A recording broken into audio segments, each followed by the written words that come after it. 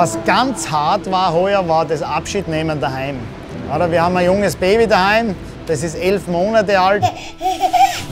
Ich war die letzten Tage oder so, war ich noch ganz viel Babysitter und dann den ganzen Tag mit dem kleinen Racker zusammen bist, ey, dann willst du ihn nicht mehr auslassen. Benjamin, wo bist denn du? Wo bist du? Hallo, hallo? Seh dich nicht. Wow, da ist er. Es ist echt hart, von daheim weggehen. Aber ich denke, das macht auch unsere Familie aus. Dadurch, dass wir so viel machen und tun und überall sind. Das Baby war mit 11 Jahren schon mehr im Flieger wie andere im ganzen Leben. Der war auf der Isle of Man, der war in Nordirland, der war in Le Mans beim 24-Stunden-Rennen, der war überall dabei. Das finde ich cool, wenn man eine Frau hat und eine Familie, die das so mitlebt, weil nur dann kann man das machen. Weil du musst einfach gut drauf sein, weil sonst macht das ganze Leben und auch das Rennfahren natürlich keinen Spaß.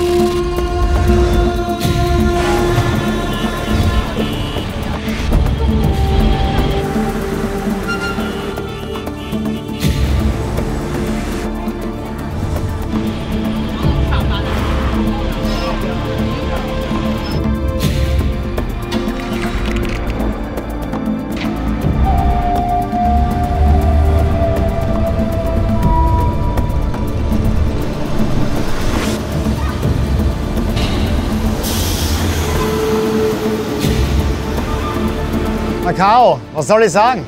Die größte Zockermetropole der Welt hat 30 Millionen Besucher im Jahr. Alle natürlich Tag und Nacht am Glücksspieltisch. Allein in ein Casino, im Venetian, hat es 4000 Spieltische. Und die sind da nicht am Trinken oder so, nein, die trinken Wasser, Milch oder Tee und kommen rein nur zum Spielen.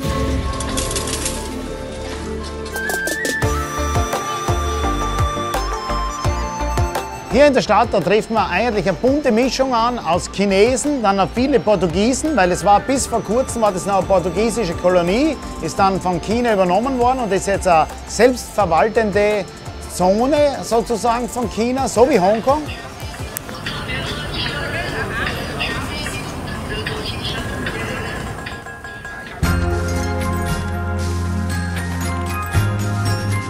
Was ich besonders bewundere an den Menschen ist, dass die Asiaten, die haben wirklich was über für die Gesundheit. Die ernähren sich halbwegs gesund, sind da drüben am Sport machen. Wir waren zweimal joggen, da sind 70-Jährige, die breite Klimmzüge machen. Das ist der Hammer, die Dehnungsübungen machen, Omas und Opas. Es ist echt super zum Zuschauen. Und ich denke, sogar die, die in ärmsten Verhältnissen hier leben, sind gut drauf, sind happy. Also das bewundere ich da. Es gibt keine Jammerei, sondern alle sind immer so motiviert, so wie richtig geschäftstüchtig und stehen eigentlich voll motiviert im Leben. Also unabhängig vom finanziellen Status.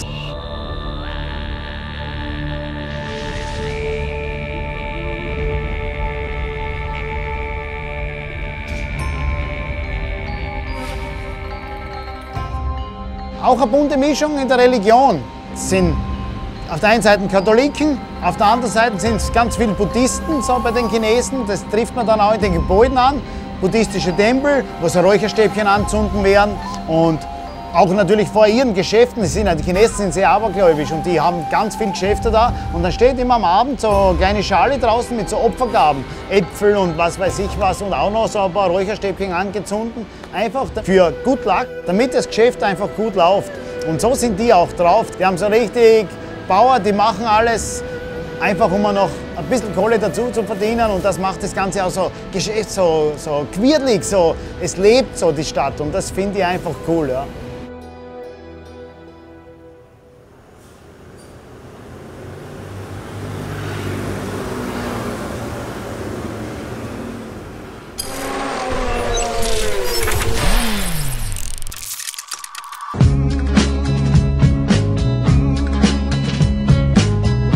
Das Zeiger Racing Team, das bin jetzt nicht nur ich, der Horst Zeiger als Fahrer. Zum Team gehört natürlich alles andere auch noch dazu. Mechaniker, Fahrwerksleute, Reifentechniker und so weiter.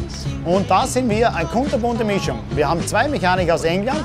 Das ist der Angus und der Matt, Vater und Sohn. Und die bereiten das Motorrad vor. Die sind schon ganz lange in dem Rennsport dabei, weil ihr Vater hat schon Bikes für die Tourist Trophy of the Isle of Man gebaut und so sind sie auch aufgewachsen. You've been doing it for how long? 40 years now. And it was only really ever racing in the TT that is why we're involved in racing and always have been. Racing in the Isle of Man for Manx Grand Prix, TT, Classic TT, that's what it's all about for us. And then we have been involved in other road racing in Ireland for the North West 200, Ulster Grand Prix, Irish Road Race Championships, as well as doing some short circuit racing, but it's the roads that is the real draw, and Macau of course.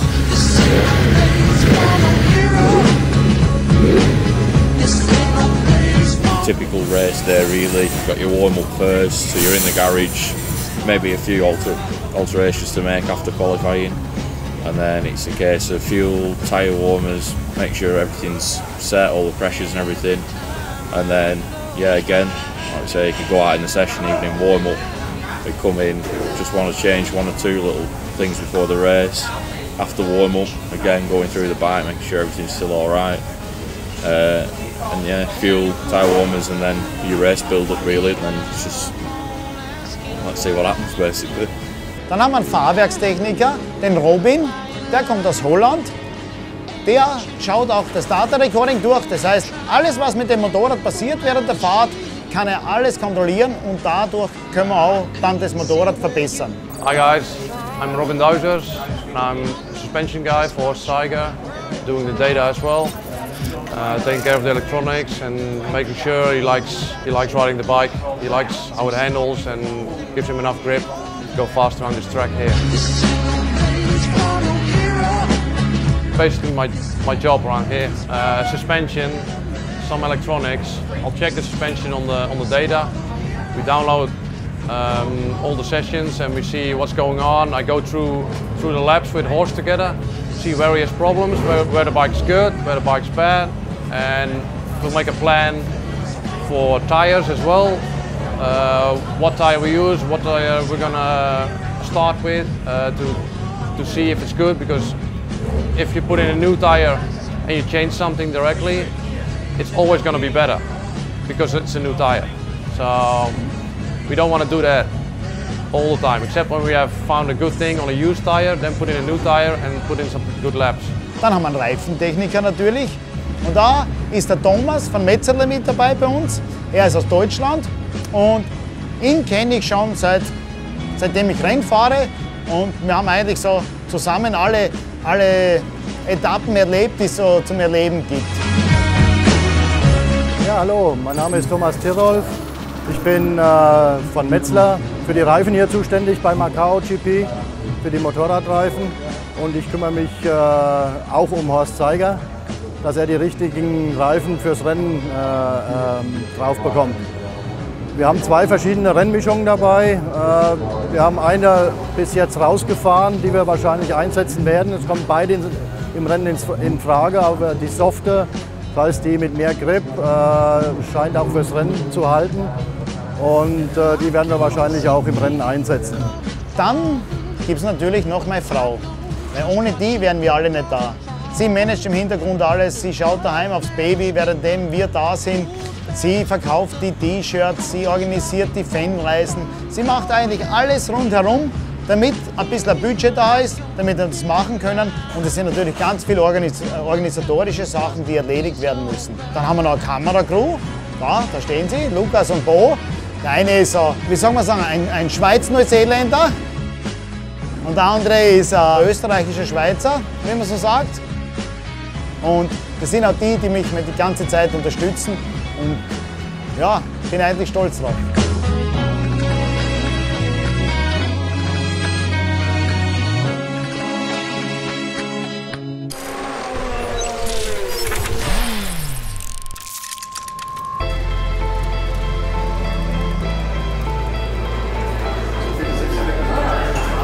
Ah, 21.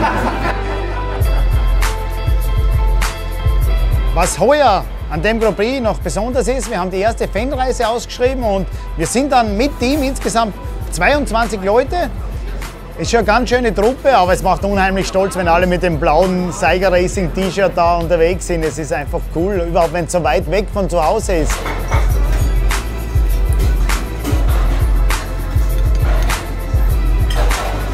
Wir waren heute essen im Drehrestaurant, 360 Grad dreht sich das herum. Wenn du Nachtisch holen gehst, ziehst nach China, dann holst du dir noch einen Kaffee, auf einmal siehst du wieder nach Macau. Es ist wirklich cool und sind ganz super Leute.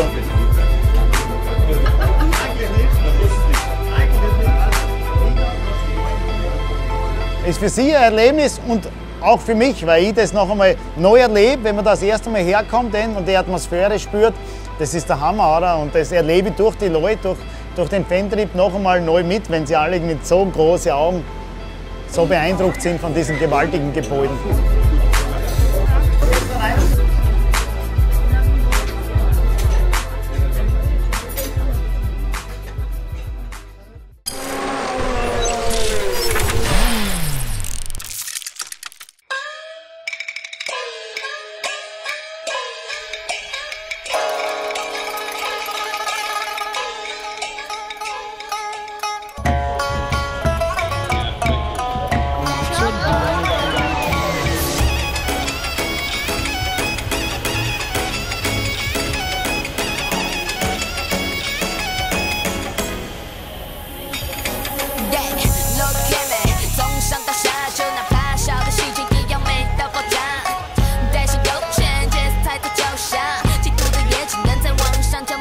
Ich und mein Kollege Thomas von Metzeler, wir sind schon seit 6 Tagen da, aber wir müssen so früh da sein, weil wir das Motorrad richten müssen und das dann auf Ausstellung geht, wo wir uns auch präsentieren und mit dem Publikum in Kontakt treten, mit den Einheimischen.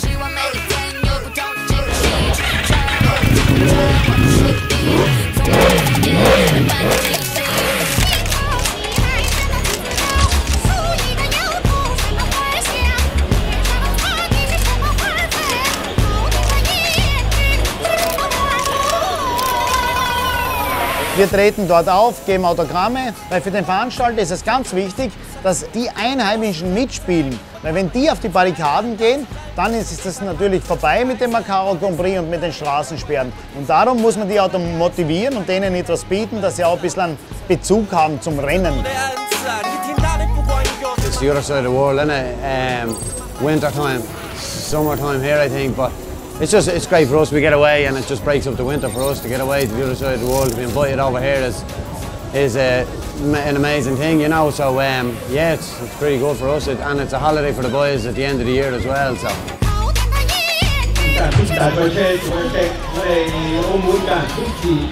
Distinguished guests, media friends, ladies and gentlemen, good afternoon.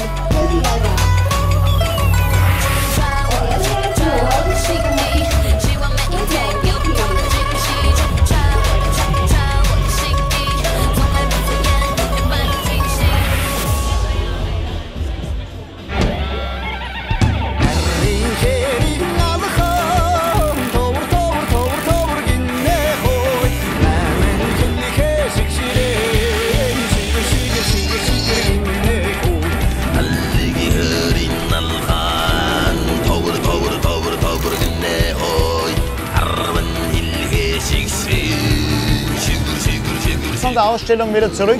Wir bereiten das Motorrad noch einmal komplett vor, das heißt zerlegen, alles nachziehen, Kameras montieren und so weiter. Dann ist es auf einmal Mittwoch und dann geht's los und dann das erste Mal raus da und mit 300 zwischen diese Casino-Hochhäuser runter und der Sound von einem eigenen Motorrad, der hämmert von links und rechts zurück. Der geht. Es ist der Wahnsinn. Ja. Schau, stellt mir jetzt die Haare auf. Wahnsinn.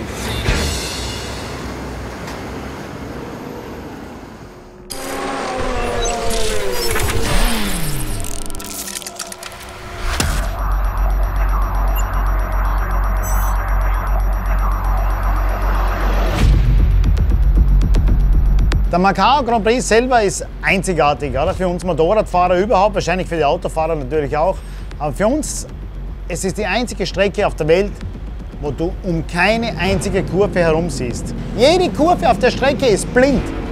Man muss wirklich nach Gefühl fahren, nach Gefühl einlenken, nach Gefühl bremsen, weil du siehst den Scheitelpunkt nicht von der Kurve und du siehst auch den Ausgang von der Kurve nicht.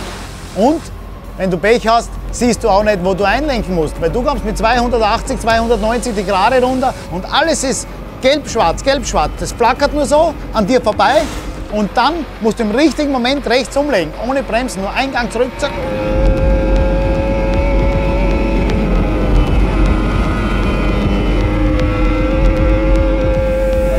It is very dangerous.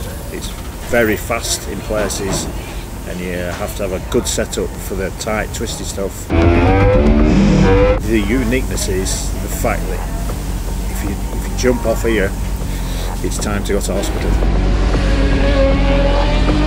Definitely. Die ganzen blinden Kurven, das sind natürlich auch ein Problem für die Autofahrer. Also Auffahrunfälle, wo ganz viele Autos verwickelt sind, gibt's sehr, sehr oft.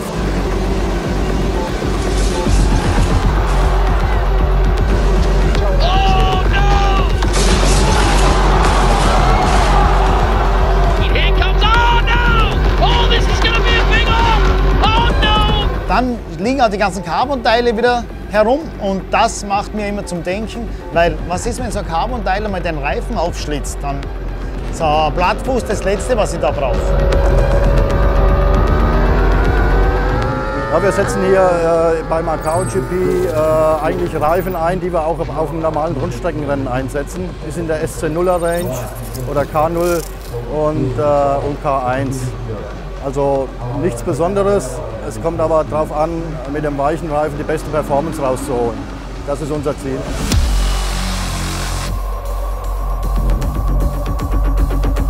Yeah, Macau's been good. His horses certainly kept us busy the first time we get him, because yeah, he was one of the crashes.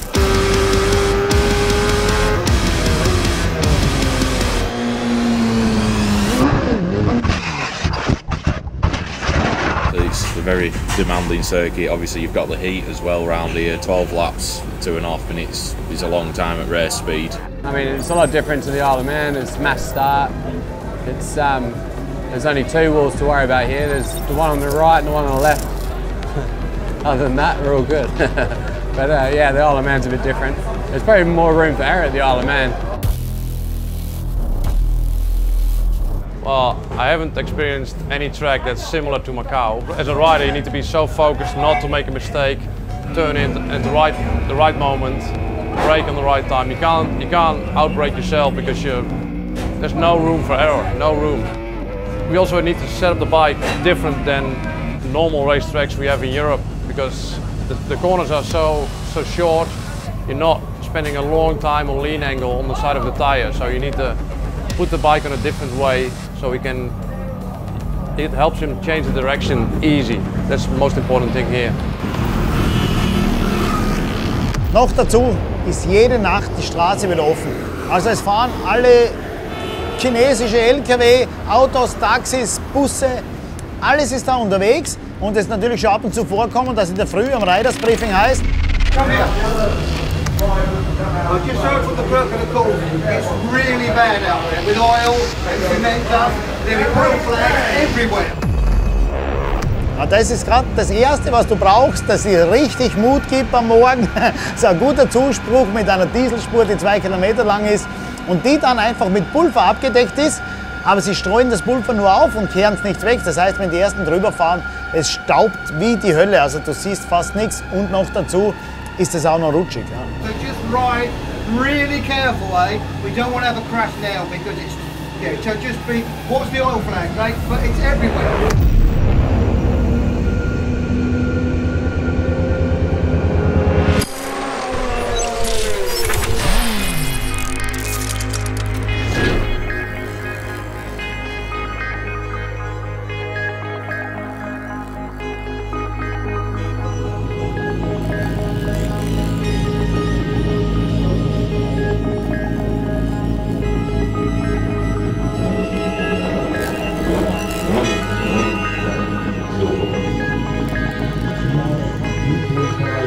VP bike, 2 minutes to start.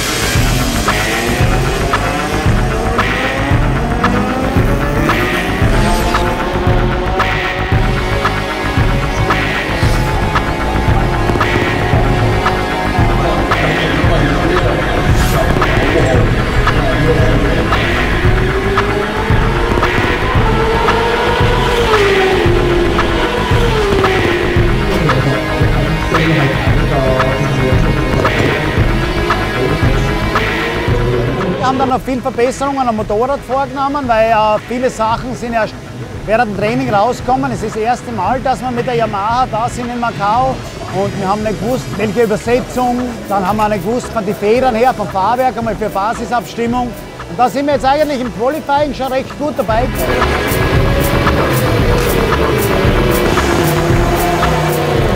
Ja, bin am Ende jetzt Sechster geworden, habe zum Schluss noch einen schnellen Reifen reingesteckt, einen Qualifier. Der Qualifier hält nur 2 Runden und in den 2 Runden muss sich der Fahrer richtig konzentrieren, um das auch richtig umzusetzen. Aber jetzt tun wir wieder Daten analysieren, schauen, was wir für morgen anders machen. Morgen in der Früh, 7:30 Uhr, ist das zweite Qualifying.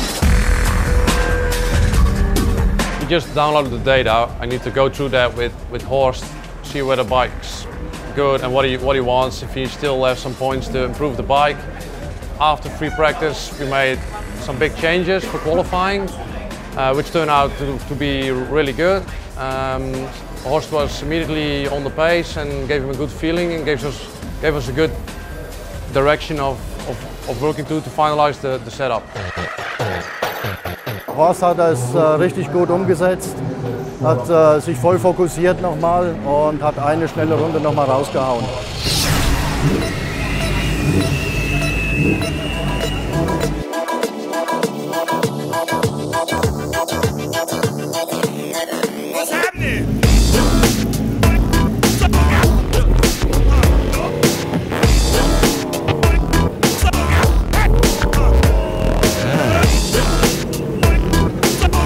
Ja, jetzt haben wir das zweite Qualifying gerade hinter uns gebracht und ja, wir haben uns gesteigert von den Zeiten her, aber auch mit dem Qualifier noch mal 8 Zehntel runterdrücken können und haben eine 6. Position halten können. Das war das Ziel in die ersten 2 Startreihen, weil dann ist man vorne dabei.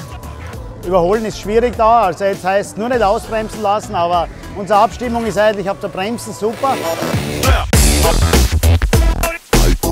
Second qualifying, finished in P6, really happy for that. So is Horst. He says he really likes the bike.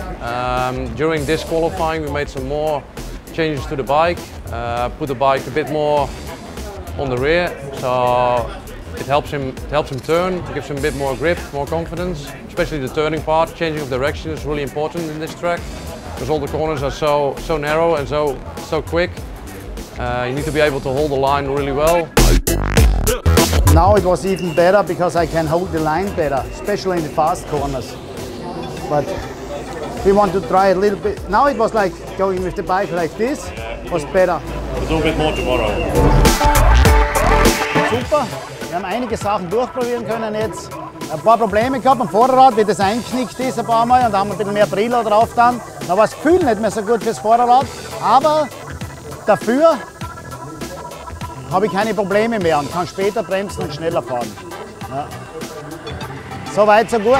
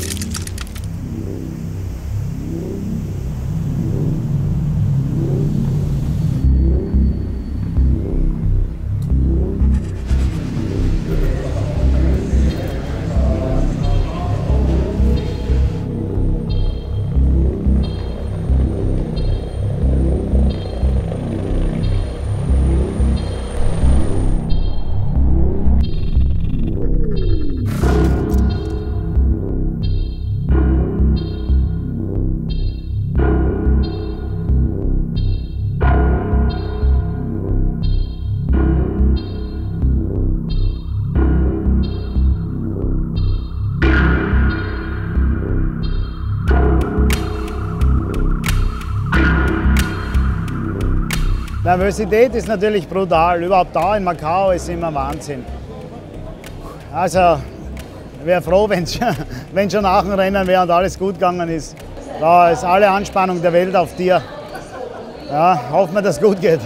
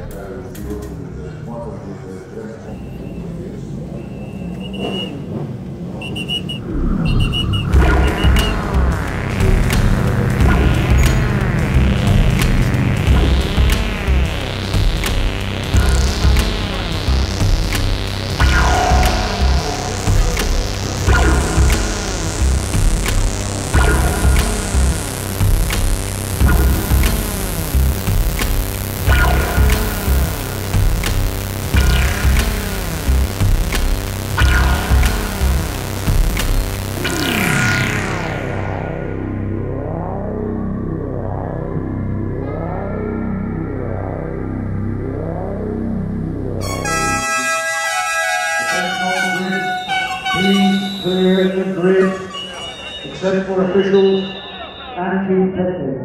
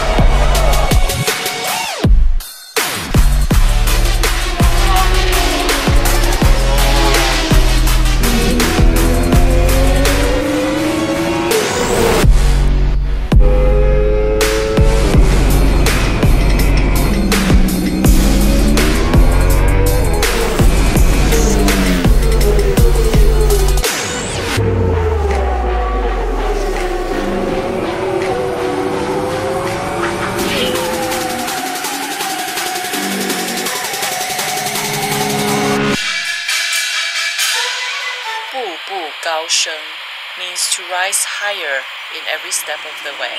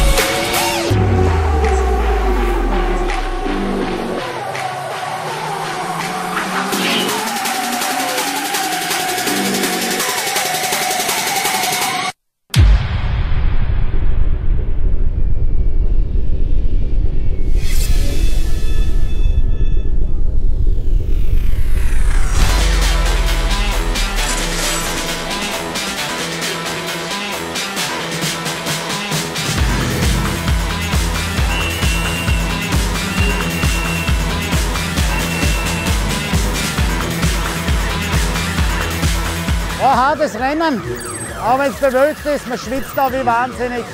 Es ist so schwül und schlechten Start gehabt, aber danach habe ich noch 2 überholen können und ein bisschen davonfahren. Also die Pace war eigentlich gut. Ich bin zufrieden damit, wir haben super Fortschritte gemacht. Motorrad ist gut, wir sind auch bei den weltbesten Roadracer und sind Top 6. Also nehme ich gern so mit, wie es ist und habe auch immer ein besseres Gefühl mit dem Motorrad. Also ist auch was, auf das wir noch aufbauen können. Wir sind noch nicht auf unserem Limit angekommen. Und von dem her werden wir jetzt ein kaltes Bier genießen. Ja!